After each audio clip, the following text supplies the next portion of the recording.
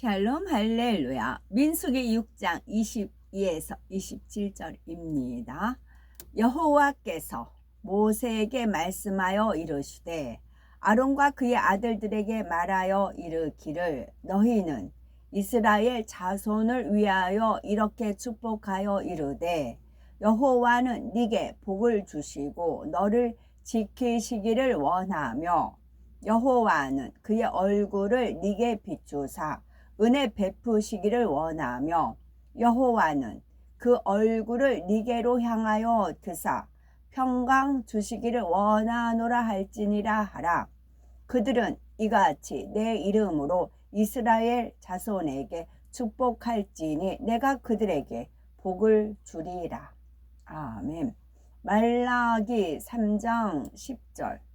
만군의 여호와가 이르노라. 너희의 온전한 11조를 창고에 두려 나의 집에 양식이 있게 하고 그것으로 나를 시험하여 내가 하늘 문을 열고 너희에게 복을 쌓을 곳이 없도록 붙지 아니하나 보라. 아멘. 마태복음 13장 3절에서 23절입니다.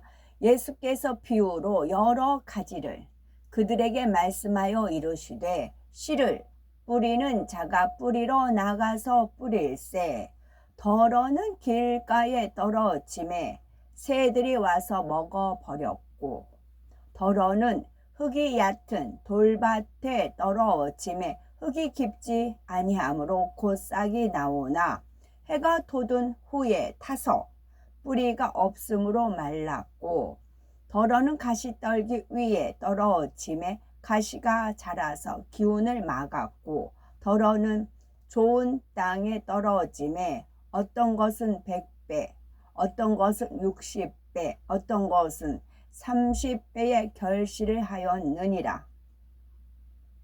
귀 있는 자는 들으라 하시니라. 제자들이 예수께 나와 이르되 어찌하여 그들에게 비유로 말씀하시나이까.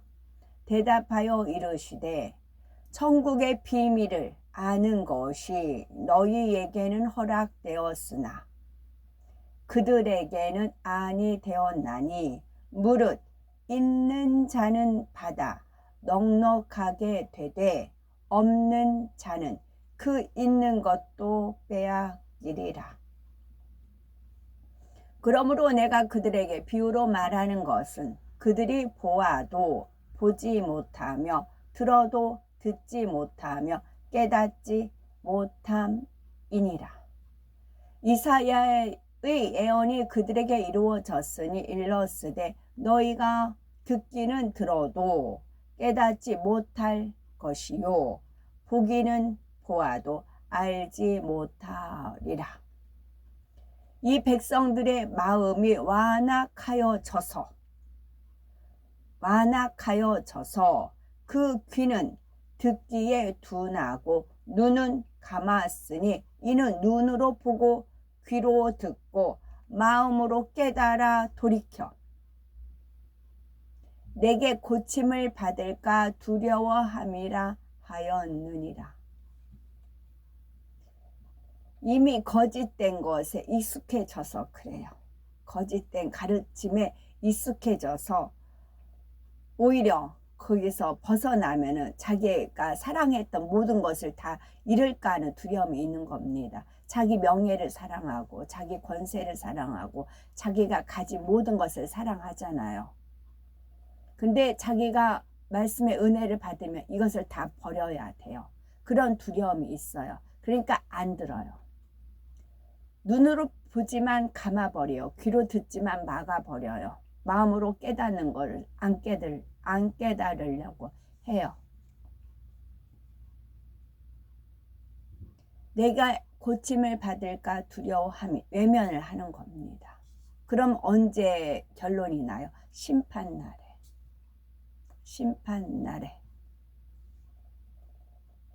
그러나 너희 눈은 봄으로 너희 귀는 들음으로 복이 있도다. 내가 진실로 너에게 이르노니 많은 선지자와 의인이 너희가 보는 것을 보고자 하여도 보지 못하였고 너희가 듣는 것을 듣고자 하여도 듣지 못하였느니라. 그런즉 씨 뿌리는 비유, 여기서 들음으로 복이 있도다 했을 때 복음은 예수 그리스도를 믿는 게 그 복음, 복된 소식 복음이에요. 그래서 하나님께서는 저거 이제 개인적인 것은 될 수 있으면 말씀 안 하려고 하면 이게 더, 왜냐면 이제는 많은 분들이 육신의 생각이 깨지고 또 진리로 또 자유함을 갖고 진리를 순종함으로 영혼을 깨끗해 하고 그 말씀 있잖아요. 그러니까 더 영혼을 깨끗하게 하려고 해요. 더 연말을 하고 싶고 더 높은 차원의 그 고차원의 영으로 가기를 사모합니다. 그러다 보니까 아무래도 제 거를 말씀을 드려야 한 단계 올라갈 수가 있거든요. 그래서 주저주저 하다가 이제는 어떤 궤도에 올라가니까 이제 환갑 때문에 그래요. 환갑하고 이제 갑진년 때문에 그래요. 복음, 목소리가 복된 목소리다 해서 될 수 있으면 목소리를 많이 바라게끔 하라고 하세요. 많이. 그러다 보면 이렇게 많은 사람들이 행인들이 있잖아요. 그러다 보면 아까 4가지 마음밭이 있어요. 그러면 이 말씀 제가 말하는 그 이제 간단해요. 뭐 안녕하세요 뭐뭐라 하면서 건강하시고 행복하십시오 그렇게 멘트를 하거든요. 인사를 꾸벅하고 안녕하세요 하고 뭐라고 하고 건강하고 선생님 건강하고 행복하세요. 선생님 행복하고 건강하세요. 제가 오고 가는 행인들한테 그렇게 말을 합니다. 주변 사람들이 인정했을 때 우리 팀들이 그거를 싫어하는 분이 끼면 안 해요. 근데 그거를 인정하는 분들이 꼈을 때 이제 그렇게 해요. 그러면 반응들이 보이죠. 근데 지나가는 사람이 있고 귀에 꽂혀서 인사하는 사람이 있고 웃는 사람이 있고 여러 가지가 있어요. 근데 그 속으로는 사랑해요. 주 예수님을 믿으세요. 라고 하지요.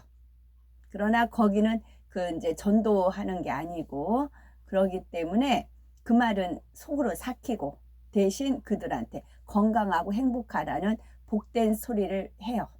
복음이에요. 그게 복음이다 그러셨어요. 저한테는 너한테는 그게 복음이다. 그러니까 그 복된 소리를 바래라.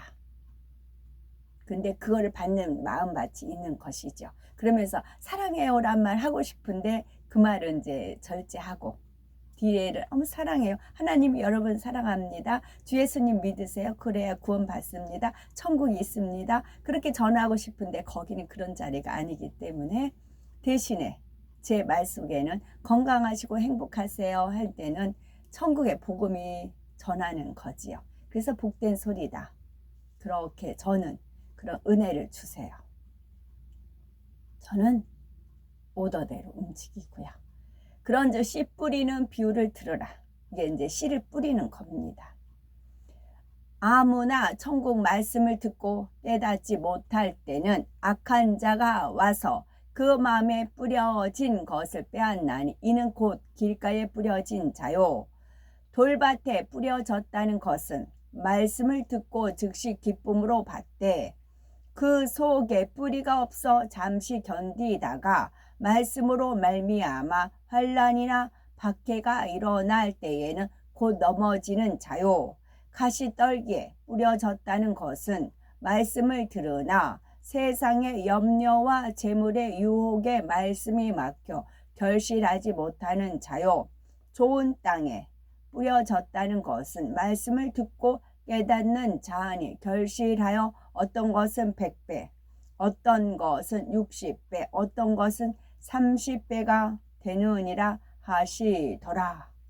아멘. 제목은 심고 거두는 축복의 비결 첫 번째입니다. 우리 마음을 변화시켜서 옥토로 만드는 것이 신앙생활의 핵심입니다. 마음을 빛으로 의와 선으로 진리로 변화시켜 하나님의 형상을 닮아야 하죠. 이렇게 마음을 부지런히 개간하며 하나님의 뜻대로 심을 때 축복과 응답으로 거둡니다. 그러면 응답받는 과정을 심고 거두는 자연 법칙에 적용해 보겠습니다. 첫째는 마음밭을 개간해야죠. 농사 지을 때 아무리 좋은 씨를 많이 뿌린다 해도 토질이 나쁘면 수확이 좋지 못합니다. 기왕이면 좋은 밭, 옥토에 씨를 뿌려야 풍성하게 수확할 수가 있지요. 영적으로 축복받기 위해서 씨를 뿌릴 때도 마찬가지입니다. 밭은 영적으로 우리 마음을 뜻하죠. 많은 씨를 뿌리고 열심히 가꾼다 해도 마음밭이 좋지 않으면 기대만큼 좋은 수확을 할 수가 없습니다. 그러니 먼저는 마음밭을 개간해야 하는데 이는 죄와 악을 벗어버리고 성결된 깨끗한 마음을 이루는 것을 말합니다. 곧 악은 모양이라도 버리라, 욕심을 버리라, 미워하지 말라, 판단하지 말라, 성경에 하지 말라 버리라 하신 말씀에 순종하는 것이 마음밭을 개간하는 것입니다. 둘째는 씨를 심어야죠. 씨를 심는다는 것은 사랑하라, 상대의 유익을 구하라, 섬기라, 안식일을 지키라는 등의 성경에 무엇을 하라, 지키라 하신 대로 순종하는 것을 말하지요. 말씀대로 씨를 심때 한 번만 심고 마는 것이 아니라 계속 심어야 합니다. 농부가 농사를 지을 때도 철을 따라 씨를 뿌리듯이 영적으로도 천국에 갈 때까지 뿌리고 거두는 작업이 계속되어야 합니다. 셋째는 인내를 가꾸는 과정이 필요하죠.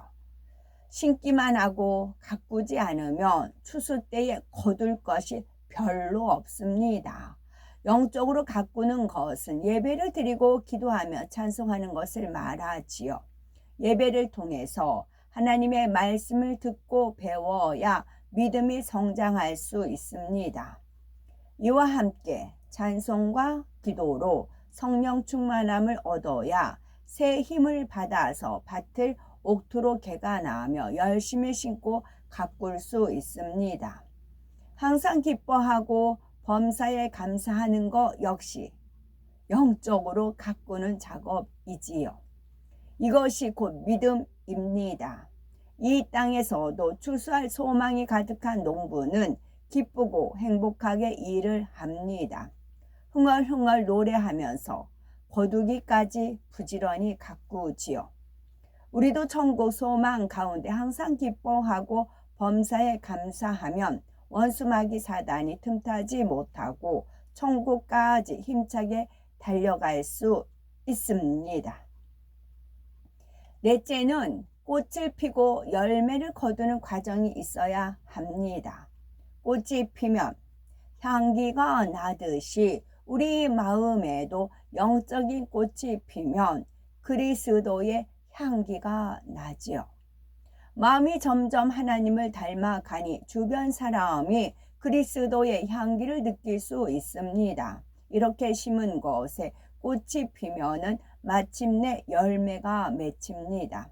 성령의 열매, 팔복의 열매, 사랑장의 열매, 빛의 열매 등 영적인 열매들이 맺히는 것이지요.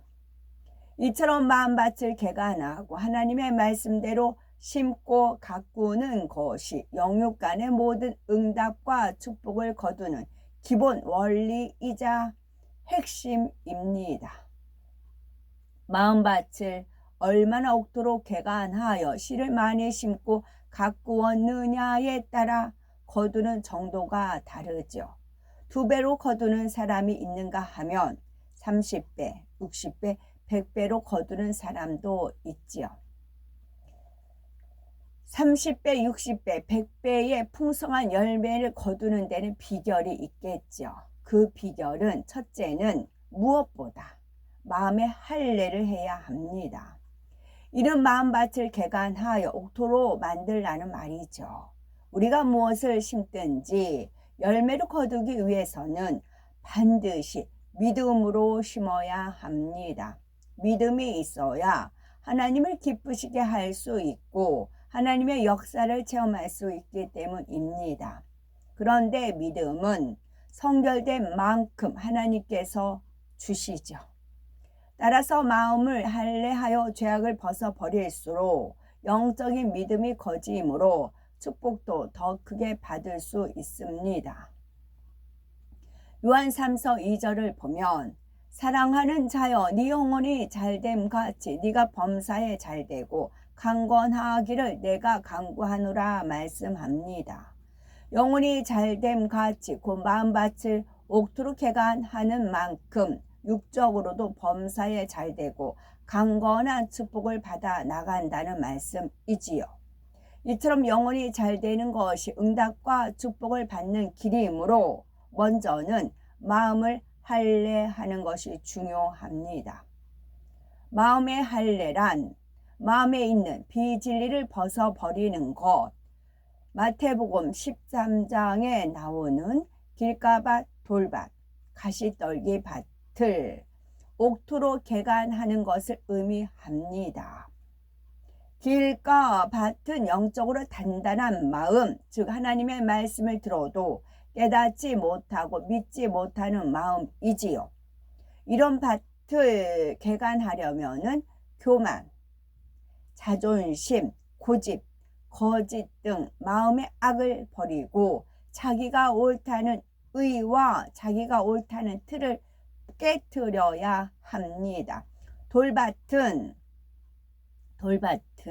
하나님의 말씀을 들으면 깨닫고 은혜도 받지만 시험이나 환난, 핍박을 만나면은 이내 넘어지는 마음이지요. 이런 마음은 말씀에 순종하지 못하게 하는 비진리, 세상을 사랑하는 마음을 골라내면 됩니다. 가시떨기 밭은 말씀을 들으며 믿고 행하기는 하지만 온전하게 행하지 못하는 마음이지요. 이런 사람은 세상 염려와 재물, 명예, 권세 등에 대한 탐심을 버리면 됩니다. 우리가 주님을 영접하고 하나님의 자녀가 되면 이처럼 마음밭을 개간하는 작업이 시작되지요. 하나님의 말씀을 통해 비진리를 발견하여 버려나가는 만큼 마음밭이 개간되어 옥토로 변합니다. 악이 없고 선한 마음, 하나님의 말씀에 순종하는 진리의 마음이 되는 것이지요. 이렇게 진리로 변화되어 기름진 옥토를 준비하고 거기에 씨를 심으면 영육 간에 풍성한 열매를 거둘 수 있습니다. 둘째는 하나님 앞에 온전한 주일 성수와 11조를 해야 하지요. 주일 성수는 하나님의 영적 주권을 인정하는 것입니다.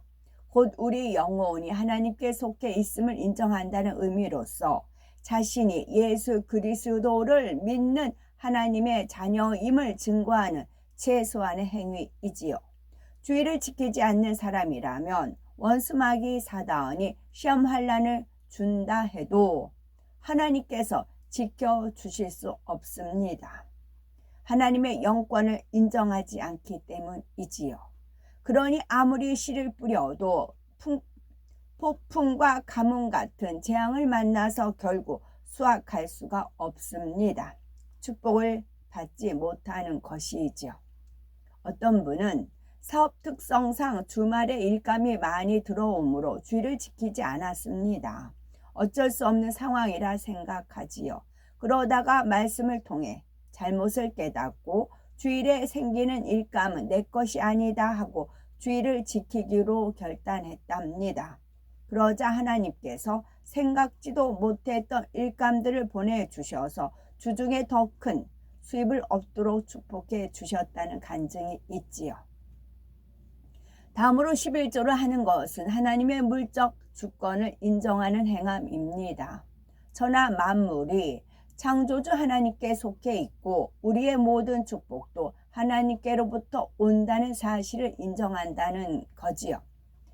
너희의 온전한 11조를 창고에 들여 나의 집에 양식이 있게 하고 그것으로 나를 시험하여 내가 하늘문을 열고 너희에게 복을 쌓을 곳이 없도록 붙지 아니하나 보라 하였습니다. 또 11조는 다음 해를 위해서 구분해 놓은 종자와 같지요.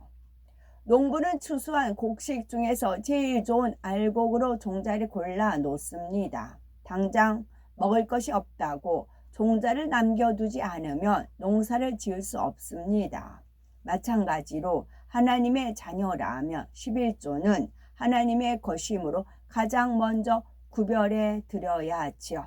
쓰고 남는 것을 드리는 것이 아닙니다. 또 11조로 드릴 예물을 구제 등 다른 헌금으로 드렸다면 여전히 11조를 하지 않은 것이 되지요. 신앙생활에서 주일 성수와 11조는 기본 중의 기본입니다.